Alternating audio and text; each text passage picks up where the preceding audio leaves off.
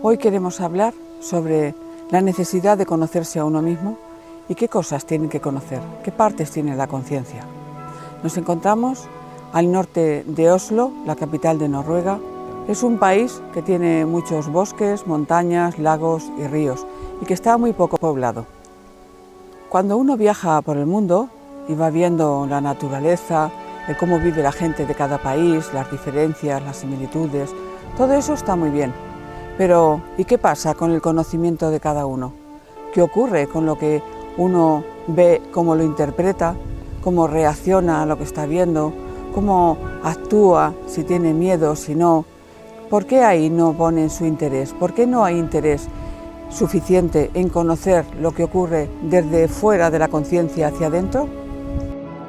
Hace ya mucho que se habla de la necesidad de conocerse uno mismo. Ya en el oráculo de Delfos, en Grecia antes de Cristo, en la entrada ponía «Conócete a ti mismo». Muchas corrientes espirituales y de búsqueda de una trascendencia en la vida hablan de conocerse uno mismo, pero ¿cómo se hace eso? ¿Cómo se hace?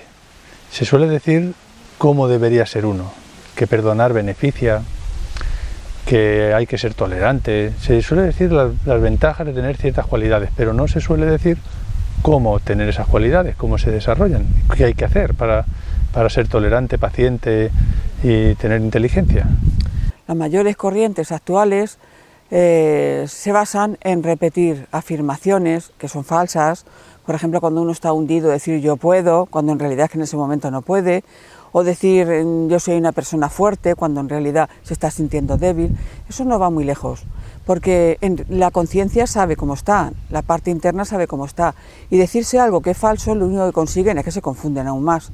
Otra cosa es que se motiven, que digan, bueno, yo estoy en un mal momento, pero voy a prestar atención y voy a aprender a salir de esto, avanzando, pero sin mentirse. Las afirmaciones que mucha gente se hace a sí misma es mintiéndose. Además, por mucho que afirmen algo, eso no cambia la realidad. Luego eso no beneficia a su mente. Lo que beneficia es comprender, entender. Si tiene envidia, ¿por qué tiene envidia? Y entender todo esto le va a hacer que ahonde en su parte, en su conciencia, que la entienda más en profundidad.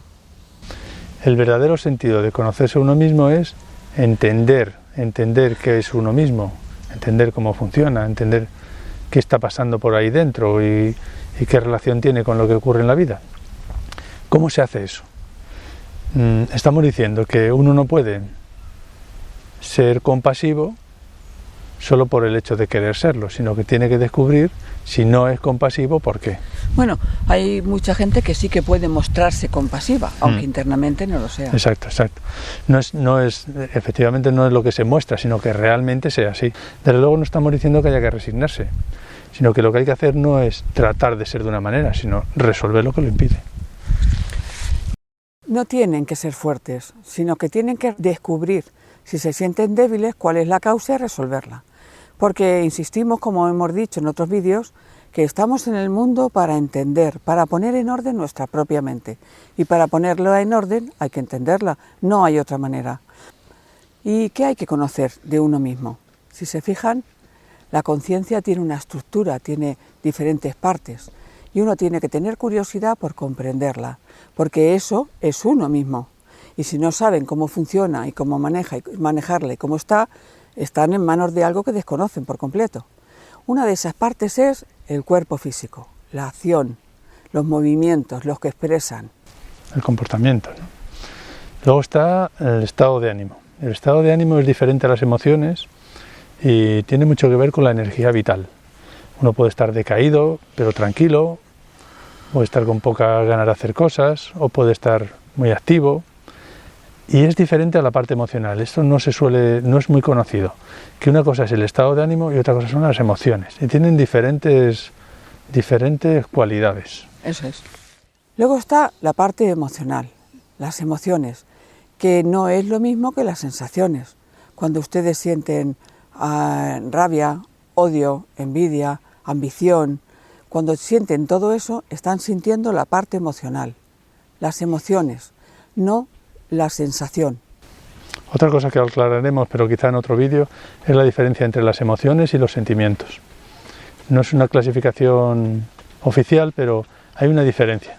Las emociones, por ejemplo, la euforia produce efectos secundarios, la alegría no. La euforia sería una emoción, la alegría sería un sentimiento. Otra parte de la conciencia es los pensamientos, lo que uno piensa. Si se fijan, pueden pensar en imágenes, en palabras, en movimiento, y cada pensamiento, sean conscientes de ello o no, va a generar una sensación en el cuerpo o una emoción. Y lo que tienen que hacer es aprender, lo que les interesa hacer es aprender cómo funciona el pensamiento, de qué depende. No traten de controlar el pensamiento, lo que tienen que hacer es entenderlo. Hay mucha gente enfocada en controlar el pensamiento, pero eso es absurdo. Lo que tienen que hacer es entender el pensamiento, comprender sus leyes, entender de qué depende, por qué el pensamiento está todo el día sin parar, por qué piensan de una manera y no de otra. Eso es lo que tienen que hacer, comprenderlo, descubrir la causa y después resolver esa causa. Evidentemente esto requiere un poco de dedicación, pero es que lo otro no funciona.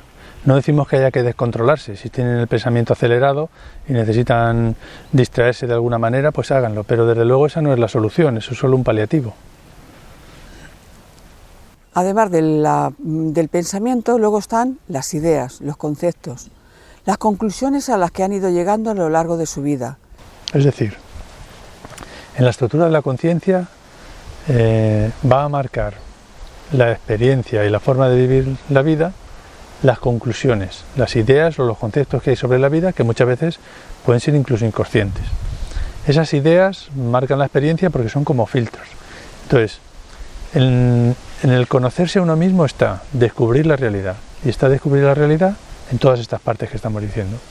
Descubrir qué ideas erróneas se tienen, incluso las que no son conscientes, descubrir qué tipo de pensamientos y por qué surgen los tipos de pensamientos, descubrir qué emociones hay reprimidas, descubrir todo lo que está haciendo que uno viva la vida de una manera o de otra. Ese descubrir no es solo sacando conclusiones nuevas, como estábamos diciendo, sino más bien es observarse en la vida cotidiana, observar lo que ocurre externamente, observar lo que ocurre internamente, e ir descubriendo estas cosas que antes pasaban desapercibidas.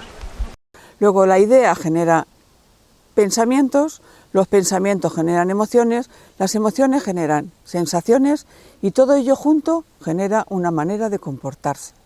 Este edificio de la conciencia es el que tienen que ir entendiendo y poniendo en orden. Eso es. Un error muy habitual, creer que esa idea depende de lo que uno piensa. O sea, uno puede decir, vale, pues en vez de pensar que no valgo mucho, voy a pensar que valgo mucho. Eso no es cambiar la idea, eso es un pensamiento. Y no es real porque la idea, la conclusión, se formó con una experiencia que abarca la acción, el pensamiento y la emoción. Y por lo tanto, para poder resolver esa idea, no para poner su contraria encima de la anterior, hay que experimentar la emoción, el pensamiento y la acción de la que surgió esa idea. Mira, vamos a poner un ejemplo. Una persona que tiene miedo a conducir y piensa que no tiene por qué tener miedo, que si otros saben él también, esos son pensamientos, pero eso no va a cambiar el miedo a conducir, que puede surgir de la conclusión de que conducir es peligroso o que le puede correr en peligro su vida o alguna idea, consciente o no, que genera ese miedo. Solo por pensar, no tengo por qué tener miedo, otros conducen porque yo no, o cosas por el estilo, eso puede, digamos, reprimir el miedo, pero no resolverlo. Así es. Y hoy estábamos hablando de la necesidad de comprender la mente.